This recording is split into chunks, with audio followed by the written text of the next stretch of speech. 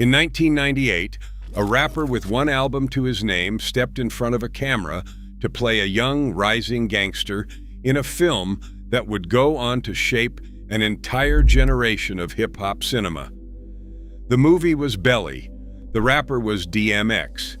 That same year, while the film was in production, before most of the world had even heard his music, DMX was arrested in the Bronx, accused of a violent crime. He was later cleared by DNA evidence. But the arrest happened, the headline ran, and it happened in the exact same 12 months he was on a film set pretending for the cameras to be someone dangerous. Here's what almost nobody covering that coincidence points out. By 1998, DMX had already lived through more real darkness than the character he was playing. Not because he was inventing a tough persona for the screen, because the actual documented facts of his childhood were already worse than anything Belly's script asked him to perform. To understand why, you have to go back to when he was 14 years old, and a man he trusted handed him a blunt. This is that story, not the myth, not the character, the record. Earl Simmons was born in 1970 to teenage parents who separated before he was born. His father, by DMX's own later account, didn't want his mother to keep the child at all. By age 5, his mother sent him to live with relatives in Yonkers, New York, in public housing on School Street. What followed, according to DMX's own repeated, consistent account across multiple interviews over 2 decades, was sustained physical abuse. In a 2019 GQ interview, he described his mother knocking out 2 of his teeth with a broom when he was 6 years old. This isn't a single account that appeared once and got repeated uncritically. He told versions of this story on VH1's Couples Therapy in 2012, sitting across from his mother, and again in later interviews, consistently enough that it reads as established fact about his own life rather than a single unverified claim. By age 10, he'd been expulsed from middle school. Records describe repeated fighting, chairs thrown at teachers, and arrests for arson and assault at that age. He was sent to the Julia Dykeman Andrus Memorial Group home in Yonkers for roughly 18 months. He was kicked out of that home after allegedly starting a fire with his roommate. He returned to Yonkers around age 14 or 15, and rather than go back to his mother's house, he chose the street. Multiple sources describe him sleeping in empty Salvation Army clothing donation bins to survive, with stray dogs as his only consistent companionship during this period. This detail matters beyond its sadness. It's the direct root of the persona and the literal nickname history that would follow him for the rest of his career, years before any of it had anything to do with music. It's worth being precise about what that period actually looked like, because homeless at 14 can read as an abstraction if it isn't grounded. This was a child alone in Yonkers, choosing a storage bin over his own mother's house, which tells you something specific about what was waiting for him at home.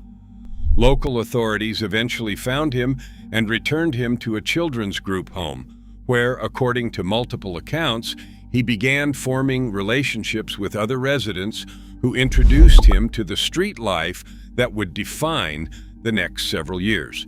That detail matters because it means the systems meant to protect him, the group home, the social workers, and the return to supervised care, didn't actually solve the underlying problem.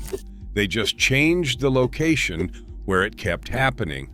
Here is the detail this story needs to sit with, because it explains everything that follows better than any single arrest on the record. By his own account, told most directly in a 2020 conversation with fellow rapper Talib Kweli on the People's Party podcast, DMX's crack addiction began at 14 years old. A man roughly 30 years old, Someone DMX has described as a mentor, someone whose attention and approval he wanted, passed him a marijuana blunt at a gathering. DMX smoked it. The blunt had been laced with crack cocaine without his knowledge. In his own words, describing the man, "This guy introduced me to the best part of my life, which would be the rap. But he passed the blunt around, and I hit the blunt." Sit with the shape of that sentence, because DMX himself puts the trauma and the gift in the same breath. The man who introduced him to rap, arguably setting the whole rest of his life in motion, is the same man who tricked a 14-year-old into a crack addiction that would follow him for the next 3 decades and, by most accounts, including his own, contribute directly to his death at 50. This is not a detail in most retellings of his story. It's usually a footnote, a line item in a list of things that happened to him. It should not be a footnote. A grown man's calculated betrayal of a homeless 14-year-old using the one thing that boy wanted most: mentorship, attention, a path toward the music that would define his life, is the actual origin point. Everything else in this story is what grew out of that one afternoon. Understand what 14 actually means biologically and psychologically, because it's easy to hear a number and not weigh it properly. 14 is well before the brain's reward and impulse control systems are anywhere near mature.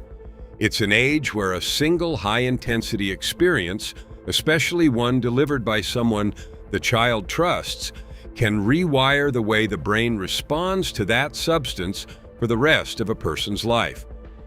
Addiction specialists consistently point to early, involuntary exposure as one of the strongest predictors of a lifelong treatment-resistant dependency.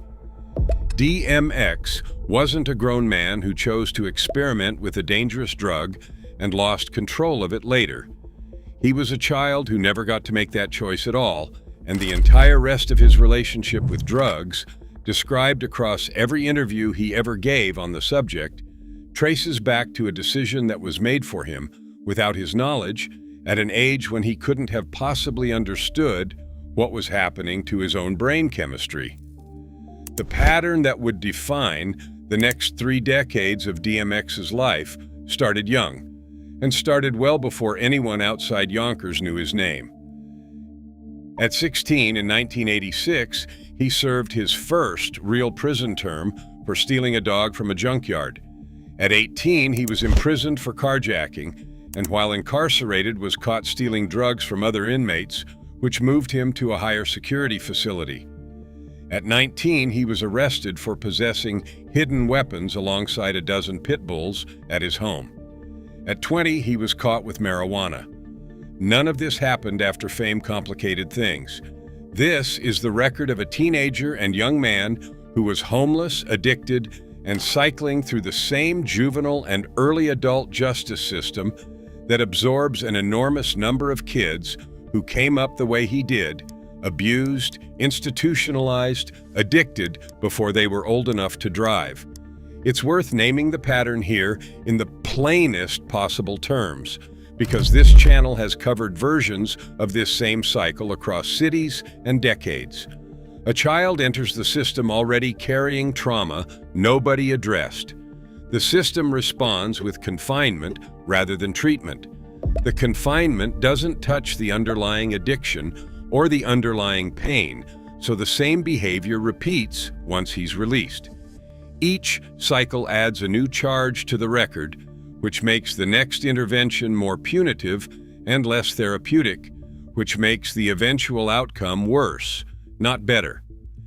DMX's teenage arrest record, Baal, isn't an anomaly.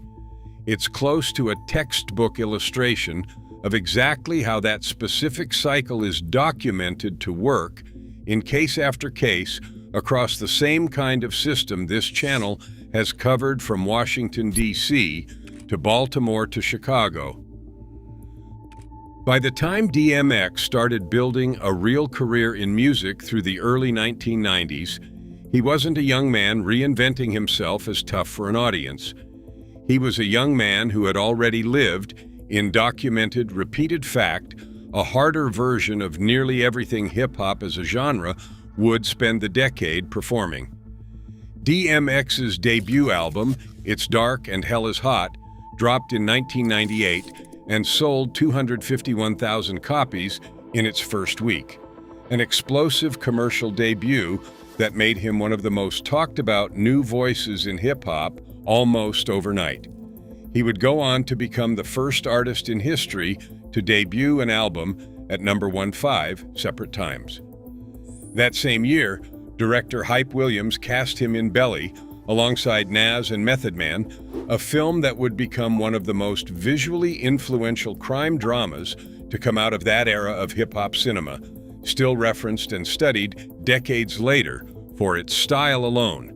And that same year, 1998, DMX was arrested in the South Bronx, accused of sexually assaulting a woman in an apartment. He was later cleared by DNA evidence.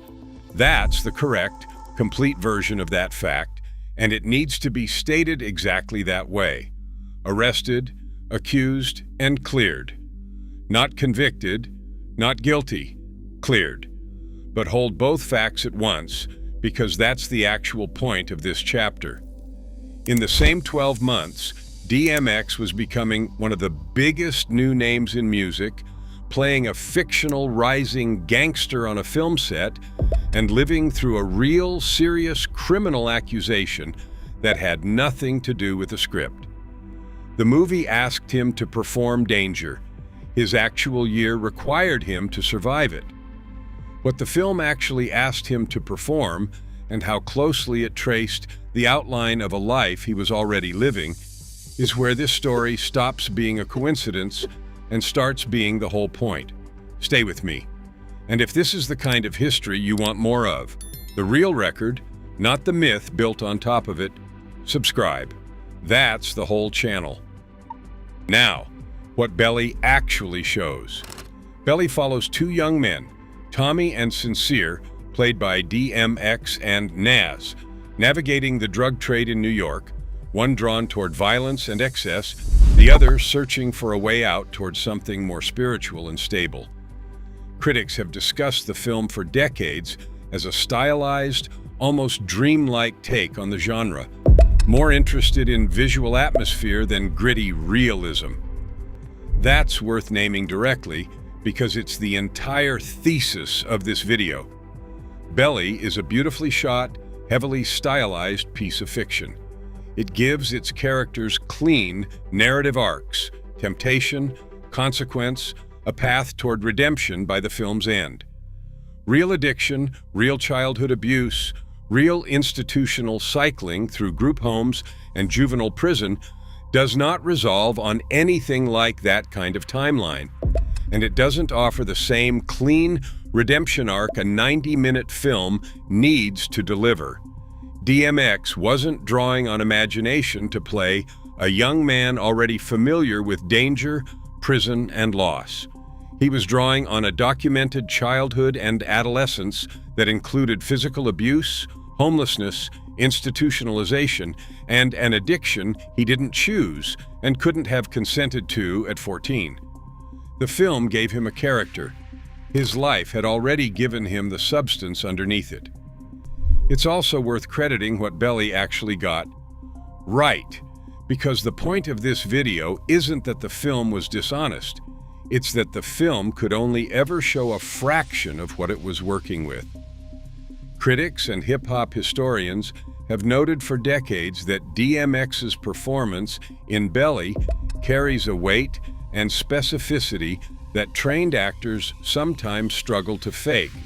A stillness in his eyes during the film's quieter scenes that reads less like technique and more like recognition. Hype Williams, by multiple accounts, was drawn to DMX specifically because he didn't need direction to access the character's darkness. That's not a compliment to his range as a performer. It's a quiet acknowledgement from the people who worked with him that the darkness was already there before the camera ever rolled. The arrests didn't stop when the fame started. If anything, the record shows they accelerated, following DMX through most of the following 2 decades. In 1999, police found a gun and drug paraphernalia at his home in Teaneck, New Jersey. He pleaded guilty and paid fines. In 2001, he served time for driving without a license and marijuana possession, and, while incarcerated, was charged with assault after an altercation with prison guards.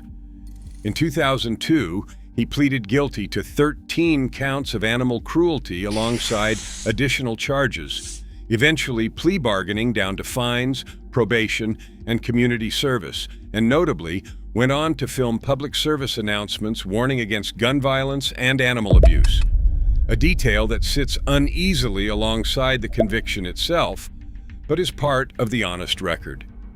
In 2004, he was arrested at JFK Airport on a chaotic combination of charges: cocaine possession, criminal impersonation, weapons possession, and driving under the influence after allegedly claiming to be a federal agent in an attempt to carjack a vehicle. In 2008, a SWAT team raided his Arizona home on drug and animal cruelty charges after he attempted to barricade himself inside. By 2010, he was cycling through short jail stints for probation violations, at one point spending 7 months in the mental health unit of an Arizona state prison. Between 2011 and 2013, he was repeatedly arrested in South Carolina for driving without a license and under the influence. In 2015, he was arrested for robbery in Newark, alongside $400,000 in unpaid child support to one of his children's mothers. He has 15 children in total across multiple relationships and served 6 months. Across roughly 3 decades, by count reported in GQ, DMX was arrested somewhere in the neighborhood of 30 times. Read that pattern in full back to back, and it stops looking like a list of separate bad decisions. It looks like exactly what addiction specialists would expect from a man whose drug dependency started at 14 without his consent and was never fully treated for the rest of his life. It's worth pausing on the 2 entries in that list that sit differently from the rest. The animal cruelty charges. DMX's relationship with dogs runs through his entire biography, from the stray dogs who were his only companions when he was homeless at 14, to the pit bulls that appear repeatedly across his arrest record as a young adult, to a stage name and public persona built partly around that same animal. Multiple accounts describe genuine affection alongside genuine neglect. A man who, by several reports, deeply loved his dogs, but, in the chaos of active addiction, was not equipped to properly care for a dozen of them at once. That's not an excuse for the charges. It's a specific, sad continuation of the same thread running through this entire story. Something that started as the one source of unconditional company a frightened, abandoned child could find, becoming, decades later, another casualty of the addiction that same child never asked for. In 2017, federal prosecutors charged DMX with 14 counts of tax fraud, alleging he failed to file income tax returns from 2010 through 2015 despite earning at least $2.3 million during that window. He pleaded guilty to a single count that November. He was initially free pending sentencing. In January 2018, he was remanded to jail after leaving a court-ordered drug treatment program and relapsing on cocaine and oxycodone. In March 2018, federal judge Jed Rakoff sentenced him to 1 year in prison, followed by 3 years of supervised release, along with over $2 million in ordered restitution. He was released in January 2019. Later that year, in an interview reflecting on that final prison stint, DMX described spending 90 days in solitary confinement, some of it, by his own account, over disputes as minor as trading phone minutes with other inmates. He said that of everything he'd been through, that final sentence was the hardest. And in an earlier interview in 2011 with ABC 15 Arizona, he said something that cuts directly to the center of this entire story. X is the bad guy. That's not who I am. I'm not the person the media portrays me to be. DMX died on April 9th, 2021, following a heart attack connected to an overdose at White Plains Hospital. He was 50 years old, so here's the actual shape of the claim in this video's title, stated as precisely as the record allows. DMX wasn't acting in belly in the sense that mattered most, not because he was secretly a criminal mastermind playing himself on screen, but because the raw material underneath the performance wasn't invented for a script.